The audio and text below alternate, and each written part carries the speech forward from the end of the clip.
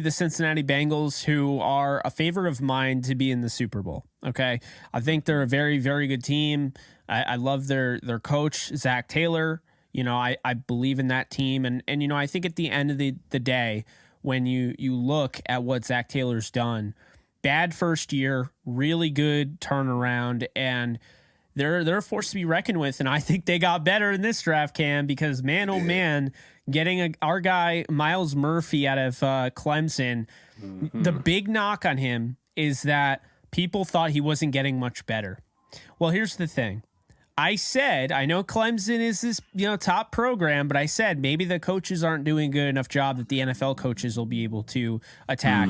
That's the first thing. The second thing is he's still really darn good for not, being, not getting much better, right? But he's a crazy athlete. He's built for, that position. And when I look at Myles Murphy, I'm like, I thought this guy could go in the mid first round. So to see him go here at pick 28, the fact he was still available was a little surprising to me. I thought it was another one of those rich get richer moments. And then you go out in the second round and you get DJ Turner out of Michigan, who's the fastest corner in this draft. He ran a 4.2. So you're going to have that speed on the outside. And I mean, hey, when the Ravens are adding speed, you just add Zay Flowers. I'll take your Zay Flowers and raise you with a DJ Turner, right? I mean, that's how I look at it. So, not to say that teams only draft based on what their opponent's doing, but hey, I don't think it's unheard of. And DJ Turner to me was by far the best corner available at pick 60. So I love that pick for them. I love DJ Turner's game, the ball skills. He's more of a separator than he is a ball hawk, but I think he's got a low key amount of ball hawk in his game. Like I think he'll be a better NFL pro. I really like those two picks, Cam, a lot to start off, just looking at those two. Yeah, me too. I mean, the man ran a 4.2, Jake. Like, how much faster can you get? I mean, might want to run a 4.1, but like at that point, you might as well sign up for the Olympics. But just the fact that he ran a 4.2, forced 14 incompletions, right, while he was playing at Michigan, that's excellent. Sign him up for my team any day. And at the end of the day, he's tasked with getting Joe Burrow the ball back, right? Even Myles Murphy as well, right? You sign a guy up like Myles Murphy, who 6'6", 250 something, to get the ball back, right? We saw it. You just mentioned how you feel like he hasn't produced and hasn't taken his game to the next level. Well, I'm sure in the offseason, Jake, a guy like this is going to go to that Aaron Donald pass rush camp, right? And figure it out. And figure it out. And we talked about this too. Just sometimes when you're in college, you use what you have, right? The resources you have your coaches, and that's all you can really do. You make sure you're working out, you make sure you're training and doing what you have to do. But it's hard to turn that next level. So like you mentioned, he'll go to the NFL. He's not going to have any school, right? So he'll be able to work on some of those pass rush skills and some of those small things that he needs to turn the corner as an elite player in the league. But going back to DJ Turner, 4.2, Jake, that's it, right? 4.2, throw the hands up in the air and call it a day. I do know that he allowed, 46% of the passes that were thrown his way. So might need to tighten up a little bit on that. But the guy's a burner, Jake. That's straight speed. And I love to see that for a guy like, Joe Burrow. That means Joe Burrow, he's going to have a long day in practice. Joe Burrow is, right? Guy running that fast. It's going to make him better, Jake. And that's only going to be better for the Bengals program in general. Let's just think about this for a second. Camp, you got Jamar Chase and you got DJ Turner, because DJ Turner in that competitive fire. If you haven't seen it, you haven't watched this film, he's got a competitive edge. He's got this fire to him. DJ Turner is going to be like, hey, coach, why don't I move up to the front here? I want to go up against Jamar Chase. He's going to make the impact in camp. I can assure you the second rounder wants all he can get out of that. They got Cam Taylor-Britt in the second round last year, somebody they really like, Chidobe Awuzie, who was somebody that I really liked coming out of the draft way back when. It's like now it escapes me, but he played with Dallas, made an impact for himself. Mike Hilton is a great nickel corner. So where does he fit in? He just makes the team better. So he doesn't have to start right away. He's a second round pick that can, push Chidobe Awuzie. He can, push Cam Taylor-Britt, and he can push Mike Hilton. I think either way, this guy will find his way on the field. I don't think he's somebody that will have to, move to safety, because they went out and got a safety in my guy Jordan Battle, who I think people are overthinking it, Cam. This guy is a baller. Yeah. He played at Alabama. He's got the instincts. He's got the captainhood, right? He's got that mentality to be a leader in the back end of a secondary. And I understand he might have been a little overshadowed by Brian Branch, but like even Brian Branch went in the second round. So are people sleeping on these Alabama safeties, or am I crazy? Because I look at Jordan Battle, and first thought I had was Adrian Amos. Very solid all across the board, well-rounded player, nothing too flashy, just gets it done. And when you get a guy like that at 95 overall, Cam, you're talking about a plug-and-play starter if you need one, and he doesn't need to start. Yep. And I mean, you got a coach like Nick Saban, coming from Alabama. He's a defensive backs guy. So you talk about Branch, him being an excellent tackler. You got a guy like Jordan Battle who is coming from straight excellence, Jake. And so when you're learning from a program like Alabama, learning from a guy like Nick Saban, the sky is the limit for you. And so, I like a guy like Jordan Battle stepping in. And like I said, maybe he may not start, but he's going to bring a championship caliber to that safety room. And I'm going to beat a dead horse here, but get the ball back to Joe Burrow. Like that's it. That's the only thing that you should think about to get to the championship, right? Because the Bengals have to figure out how to beat some of these teams, right? In the AFC, of course, these guys are stacking up. So, you get some ball players who are smart, who know football, and can get some interceptions and force some turnovers. You're cooking with grease. So I love these first couple picks being defensive guys because they're like, hey, we got a monster on the offensive side. Let's make sure we get some guys who can give them the ball back. So I love the pick there with the edge, cornerback, and the safety pick. And I might be crazy, and Bengals fans might call me crazy, and other people that are tuning in on this might call me crazy, but I'll tell you right now, the Bengals got my number 2 receiver. Yes, number 2 in Charlie Jones at pick 131. So at this point right now, the Bengals are just absolutely slaying this draft. They've gotten, in my opinion, 3 day one starters if you need them. And honestly, call me crazy, but Charlie Jones could start on this team. I'm not saying he's going to, because they got Tyler Boyd and he fits the slot very well. T. Higgins, he's probably not starting over, and he's not starting over Jamar Chase. So he is probably going to fight Trenton Irwin, a guy that they like a lot. He's going to fight him for that 4th spot. You got Trent Taylor, you got Stanley Morgan, you got Kwame Lassiter's second from KU. But, at the end of the day, I think that Charlie Jones is the best of the names I just listed, and I think he outperforms in camp, beats out Trenton Irwin, and he's your number 4 receiver. And this guy is going to be a problem because he wants to do it all. He literally wants to do it all. He's not a quicker than fast guy. He's as equal as as quick as he is fast. And you normally don't see that from those speedy slot receivers, but he is. And so I think this is another one of those great picks, can help you immediately, doesn't have to. And that's a big thing. That's how you know this is a really good football team. When you look at the depth chart and you're like, oh, Myles Murphy doesn't even need to start. Like, he doesn't. I mean, Sam Hubbard and Trey Hendrickson. I mean, where's Myles Murphy going to go? Do they look at him as an interior guy? You got BJ Hill and DJ Reader. So no, he doesn't have a spot in the starting role, and that's okay. I mean, we talked about it on the last episode. Not Leighton Vander Esch, LVN, Lucas Van Ness. We got the 30 names that screw me up. Lucas Van Ness did not start a game in college. He got drafted, 13th overall? Do you think it matters? No, because at the end of the day, Myles Murphy's going to get a chance to develop behind Sam Hubbard. When the time comes, he will take over, whatever they decide to do.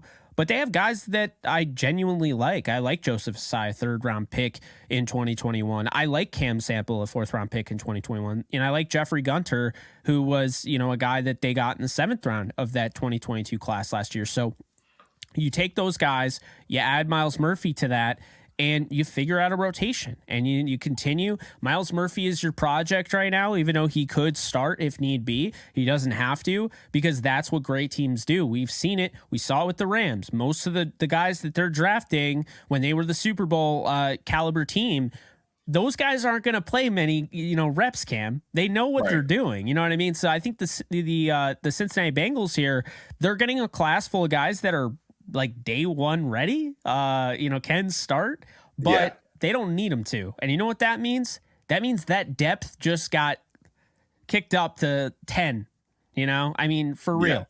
Yeah. I'm loving what the Bengals are doing. That no, they got. I mean, they got an A in my book so far, Jake. You talk about Miles Murphy, maybe not even have to start. We talk about special teams a lot, Jake, and follow me here. Charlie Jones, if he's not going to break that wide receiver room, he's going to have to return some punts and return some kicks. He's not your first round pick, so you might feel more comfortable putting him back there on special teams. But a guy like Miles Murphy, you don't really want him on punt team like that. He's going to get some reps. He's going to learn how to do it just in case. But one of those other defensive ends that you mentioned are probably going to have to step up and play special teams because Miles Murphy, first rounder, don't want them hurting a finger on punt pro, Jake, or kickoff return. So yeah, someone else is gonna have to pass up that spot and definitely play special teams there. But going back to your Charlie Jones, Jake, he's one of our guys, one of our sleepers. We really enjoy Charlie Jones, and I can see a guy like that, like we talked about, contributing early.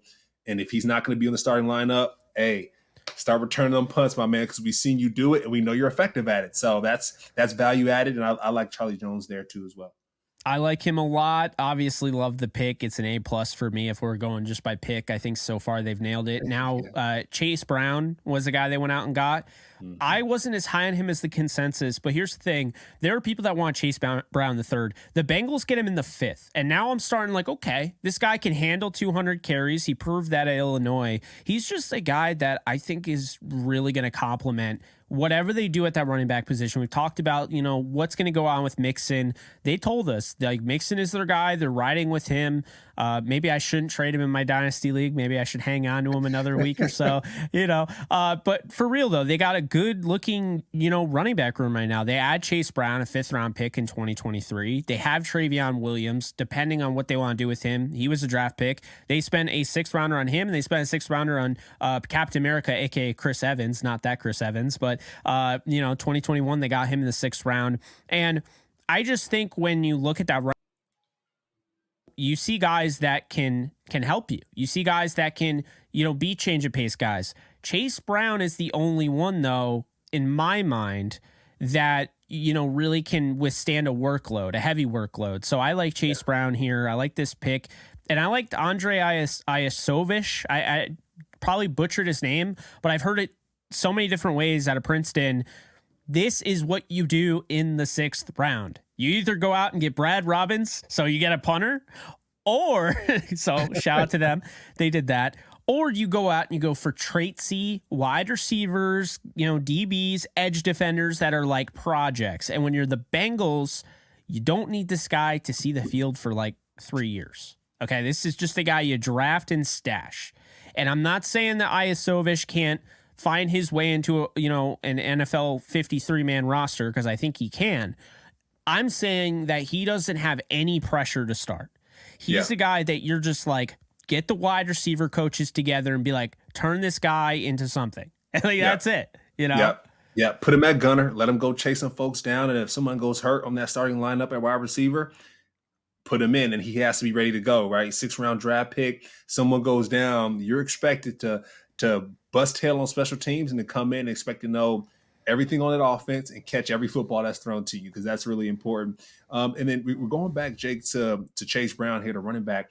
I mean, my man, behind Bijan Robinson, Jake had 83 forced missed tackles, right? And that's second behind Bijan. So that means he's getting loose, right? I know, the Bengals lost P. Ryan in free agency, so having a guy like that to come step in and make people miss or really running through people, that's exactly what you need. So, Chase Brown coming in, and we talk about the run game, Jake. When it comes to Joe Burrow, he need to establish that run game to open up the pass game. We talked about a guy like Charlie Jones and these other fabulous players that the Bengals have. Well, you got to make sure that run game is solid. So I love that they're fulfilling these needs. And you mentioned having a punter, right? Not many teams have put in a punter, but they're thinking about flipping the football field.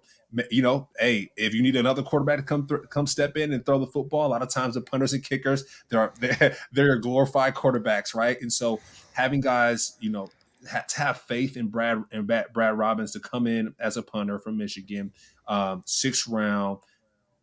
My man must be dangerous, Jake. My man must be dangerous. So I like the fact that they're taking a shot on people. And hey, Jake, specialists have souls too. Specialists have souls too. They're people as well. So it's good to see some guys come off the board and provide and bring back value to these teams. No, I absolutely agree with you, Cam. I like Brad Robbins. He punted for Michigan. I'm not gonna get too much into the whole punter thing here. And they did go out and get DJ Ivy out of Miami. So he's another guy, probably gonna play on special teams. Maybe he works his way into an NFL defense. But at the end of the day, this is an A, Cam. This is a Yeah. really, really good job. I'll say it's an A plus because you went out and you just set yourselves up for long-term success. This is how you focus. You're looking at sustained success. You're looking at becoming a dynasty. You have Joe Burrow. Why are you trying to win now? You can be sustained and you can build these layers, and that's what they're doing. Miles Murphy, is he going to help you day one? He is.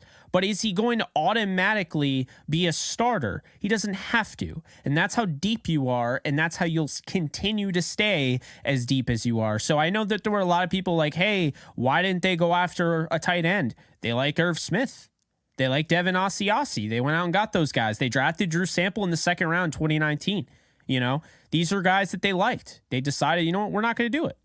Yeah. And so I think at the end of the day, this is how I look at it. They could have gone tight end. They could have gone all in they could have, went out and traded up to get Dalton Kincaid, and maybe that's who they wanted, right? Yeah. But they stuck to their board. They stuck to who made sense. And at the end of the day, I think that depth is really going to pay off down the road. Yeah, I mean, you have to be available, Jake. You got to be available. You got to be ready to go. And one thing we did see is, a lot of, especially in the playoffs, Jake, when folks get hurt, if there's no one to step in and make plays, the team is screwed, right? And so, you just mentioned with Zach Taylor, we trust him.